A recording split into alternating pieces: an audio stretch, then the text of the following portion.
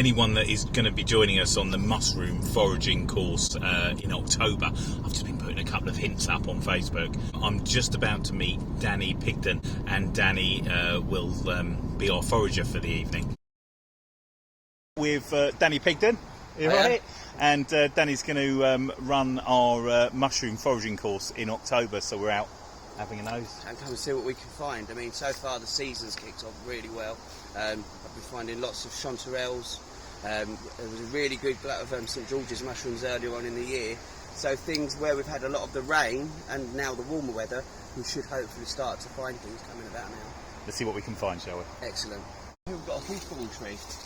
The leaves are an edible, sort of early on in the year, can be used in a salad. The berries, or haws berries as they're known, were eaten many years ago. They get turned into a fruit leather by literally just processing them, by just pressing them, and they just start to set, and you can bake them, and then they'll keep for, well, years. Further down, brambles obviously produce blackberries. When they first start to come through, even the leaves are an edible, and they actually have like a coconut sort of flavour to them. Right, this plant here is common hogweed, and it belongs in a group called umbellifers, and the flowers come in umbels. This one is common hogweed. It's a really, really good, tasty edible. It's coming to sort of its point where it's starting to go to seed now. Now the seeds can be used once they're dried in place of cardamom.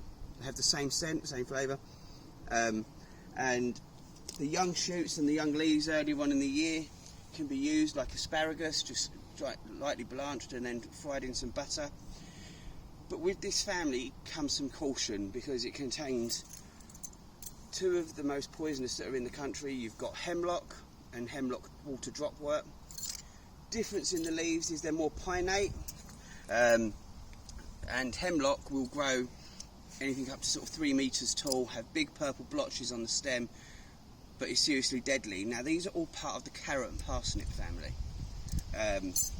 This one has also got a relative called giant hogweed, which will grow again up to 3 metres tall, have blotches on the stem, and the sap that is on that will cause severe burns, and can, as soon as your skin's exposed to sunlight, will come up in blisters, and this can go on for a good 7 years. And like here, you know, like the young shoots that are coming up on here, you know, are a really, really lovely edible, and they've got a very unique flavour and extremely common. Once we finish doing this video, I'll let you see in for yourself and see if you can get the scent of cardamom from them. I've had them before actually, and with Gary from Jack Raven. Yeah. He took us out and showed us these, and But again, you know, just for people to be careful with, if you've got sensitive skin, don't go handling this one, because the sap, same as with carrots and parsnips, it can cause irritation. But a good one, you know, obviously as well, we've got nettles here. Now the nettles, there is a technique to picking them. Kind of, you want to pinch and pull upwards. As soon as you run down them, the hairs will get you, but that hasn't me now. it's called pinching a nettle, isn't it? Yeah, and there you pulling go. it up. There you go. But at the moment, as we can see, this is run to seed. Now the seeds will not sting, but these can be dried out, and they're like a superfood, and you know, people use them and sort of, you know, because they give a real energy boost to them, a real highly nutritious wild food to get. One of the better ones you can have, I think, and particularly in the spring, you know, the top leaves that you get on it, you know, they are incredibly good, full of everything that you need. Right. So at the previous location, we found some Brittlegills, or the family Russula. Now this I believe to be a charcoal burner. Now on this family they're called Brittlegills, because the gills on the whole you can run a finger across and they'll break, but not on this one, which is the first ID factor to say this is a charcoal burner. And with this family, again, it's safe to take a small amount off and just give it a taste. Yeah, it's mushroomy and it's lovely. Now, with the poisonous species, you'll get either an acrid, bitter flavour to it, or it will be hot like chilli or pepper. Also, the stalks of this, it kind of snaps. This has been well and truly infested by maggots, but that's what that one is. It's a charcoal burner. But that one I found. There are others around here as well. Now these This particular mushroom is evolved from this same species. It comes in into the genus Russulac, and if you can see, if I can get it to the, can we see the milk that's coming out of this? This is a lactarius mushroom. Lactarius meaning to lactate milk. Now, it's got no real scent to this, but again, as with this one, you know, you can do a small sort of taste test on this. Now, the milk on these tends to be burning hot. Yeah. I think we just need to point out that you know what you're doing, don't you? Don't go round trying to doing this, but I wouldn't eat this because I can feel it like burning on the tip of my tongue now. This is another member of the Brittlegill or Russula family, and I can do a better description of this one, why they're called Brittlegills.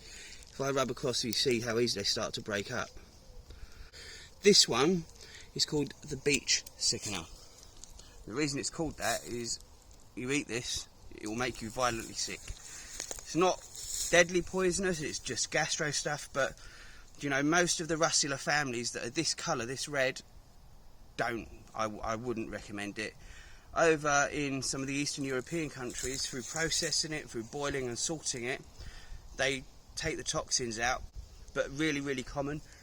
We're right underneath some beech trees here. Pretty much all of this forest that we're in at the moment is beech trees. So, again, that's the first clue that's going to be what one of the sickeners is. There's two. One that's called the sickener, Russula nobis, which is the beechwood sickener. So just had a little wander down through this bit of beech woodland and come across this. This is a regular plant that appears every summer. It's called Foxglove or digitalis. It is highly poisonous, but equally it's medicinal. They use this to make the drug digoxin for heart treatment. These are the seed pods, to which I'm actually going to take some for my garden. But yeah, this is now coming towards the end of it. Flowers like this from sort of early summer, finishing sort of towards midsummer, and then it will continue to come around. As we can see, it goes all the way along.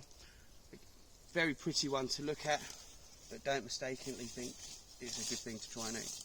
There you go, it's been a bit dry today, not as many mushrooms around as we'd have hoped.